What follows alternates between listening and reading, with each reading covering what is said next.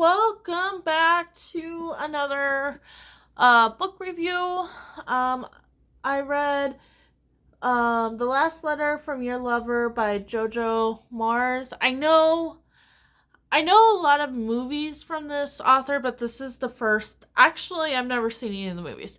So this is my first introduction to this author. So, I think I saw this, it was cheap, and I was like, I'll just go for it. And this is kind of more when I was in my historical fiction, a little bit more of a romance thing. Um, Not much anymore. I do. This reminded me a lot of Seven Husbands of Evelyn Hugo by Taylor Jenkins Reid a little bit, just not done as well because, or if you've seen the movies Letters to Juliet, like it kind of had that vibe where you have somebody from like an earlier time period. This starts in like 1960s, I believe. And you have Jennifer Sterling, she's like married, rich, white American woman. Husband's kind of semi-abusive. And then she falls in love with this secret guy. We start out with her story. Jennifer's story starts out with her getting in a major car accident and losing her memory. So throughout her story, she's trying to figure out who a guy named B is, or a character named B, and she's trying to find out like what happened to him. And then in the 2003, we have a character named Ellie. She's a reporter, and she's trying to figure out. She's collecting all these letters from B and Jennifer, and she's trying to piece the story together. So it's very Letters of Juliet in that frame, and it's very much once you kind of get to Ellie's point of view, which is very towards the end of this book. Like I think it was like the last like maybe 100 pages or so.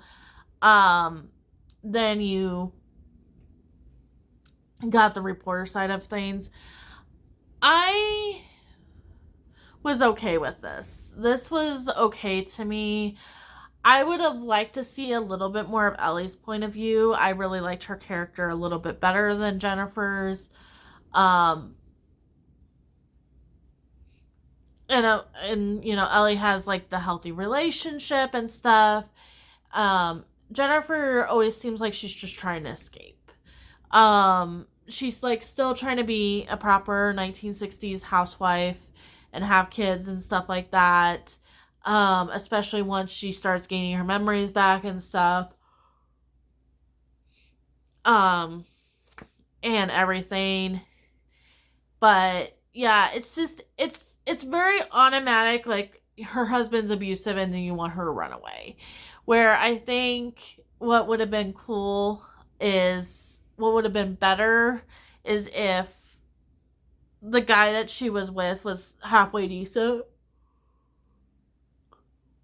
It would have made him a little bit more sympathetic of a character. Sorry about the yawning. But yeah, I just didn't find him as a sympathetic character. I really just wanted her to be with B and to go to the platform, run away with B, and live happily ever after. So that's kind of the thing. And then in the 2000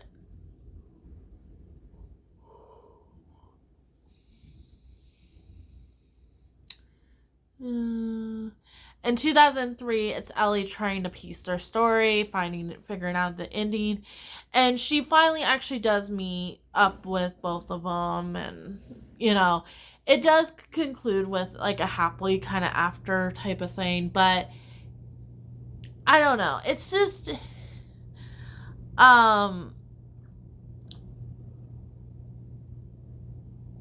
sorry. It's just not my favorite. I am participating in escape the readathon, and this just fit a prompt, I think. Oh, the double the letters, the L's was a prompt, so that's why I picked this up. And then ended up getting into a game and then using the page numbers, but yeah. So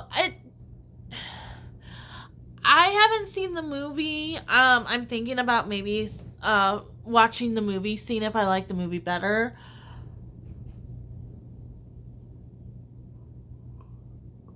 Sorry, guys.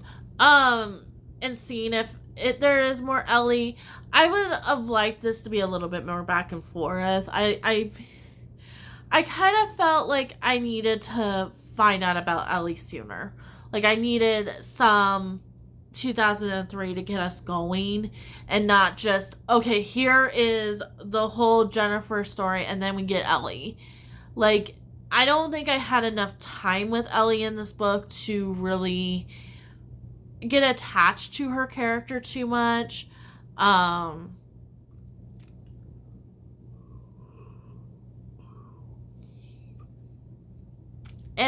that's just like a personal choice, but that was like kind of the thing about like most of these written, like, you know, your Seven Husbands of Evelyn Hugo, like Taylor Jenkins Reid does really good with this concept, because her books are usually some type of interviewing type of thing, and then somebody's like doing their backstory, and there's always like a twist. But this just, to me, was just, Jennifer's story got really old. And I think my other thing with it was, like, Jennifer really didn't have any friends or anything, so it's like, it was just very,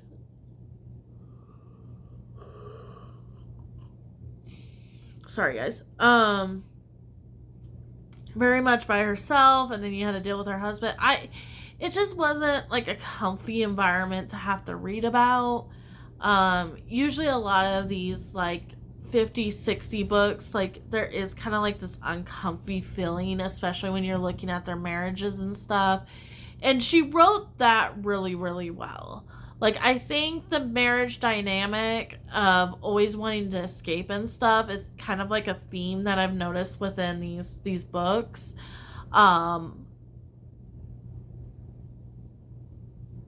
Like, I want to escape my marriage, or I want to escape like society's rules or something, especially if you're talking about women during this time. So it's very much about that more than it is about anything else.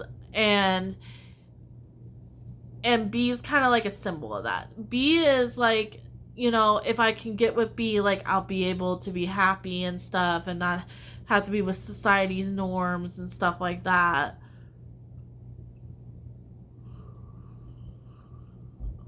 Sorry, guys.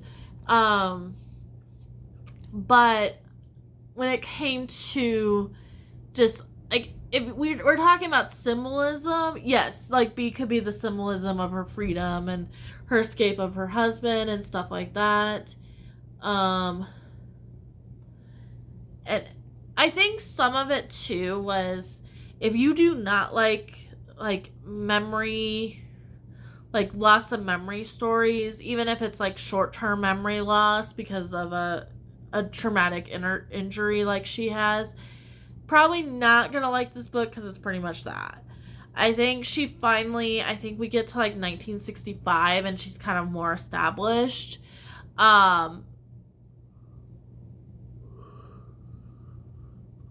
Sorry guys. But yeah, a lot of that is that too, and it kind of got old really quickly. Like, I didn't always like those parts.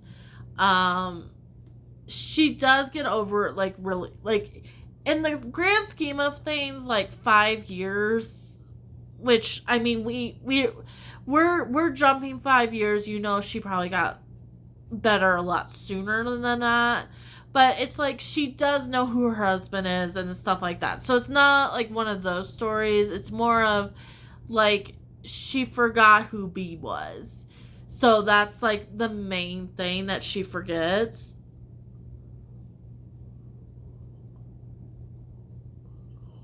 Sorry guys. But she knows like the people around her and stuff, because like when she's talking about B, like she's down, she knows like people around her that she might have, got in contact with. But I don't know. It's an interesting story. Like, it's not something I would probably purposely pick up. Like, I got this for $5, guys. But it would be something like maybe if I saw the movie, I want to pick up the book or something like that. But I don't know.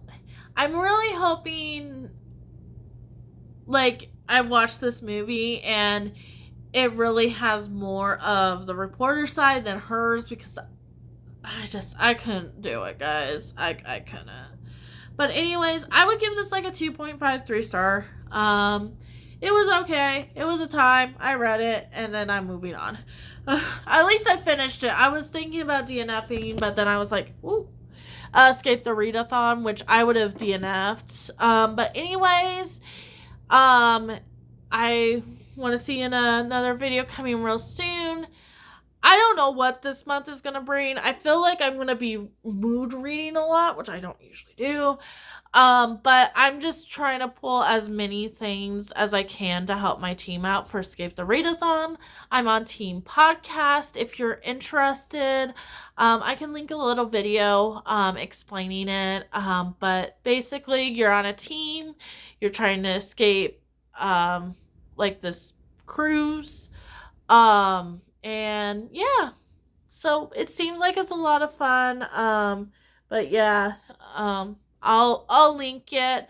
But otherwise, yeah, if you want to like and subscribe, I'm usually here Thursdays and Sundays. Might be here a little bit more often, little less, just depending on what type of content I can get out. Like I said, I am planning on watching this movie. I am interested, so I might do like kind of a separate video on it. But otherwise, you guys have a lovely one. Bye.